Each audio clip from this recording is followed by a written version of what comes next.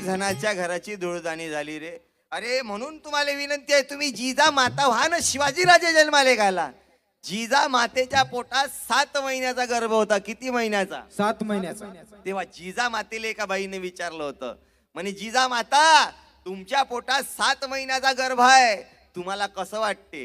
तर जिजा मातेने उत्तर दिलं होतं, माझ्या पोटात 7 महिन्याचा गर्भ आहे, मला उंच घोड्यावर बसावं वाटते, हातात तलवार घ्या वाटते आणि रणांगणावर जाऊन शत्रू सोबत युद्ध करावं वाटते म्हणे. ते सांगणारी जिजा माता होती, जिला गर्भवती असताना हातात तलवार घेऊन रणांगणावर जाऊन शत्रू सोबत युद्ध करावं वाटे. आणि मी माझ्या गावातल्या काकूला विचारलं, त्याही काकूच्या पोटात 6-7 महिन्याचा गर्भ होता. म्हटलं काकू तुला कसं वाटते ग? ते बाई म्हणे महाराज मला माती खाऊ वाटते, माती. दुसऱ्या बाईले विचारलं तुले कसं वाटते? ते म्हणे मला शेणाच्या गौऱ्यान चुलीतली राखच खाऊ वाटते. म्हणून तिचं पोट्ट भिंतीतला चुना काढू काढू तंबाखू घोटते.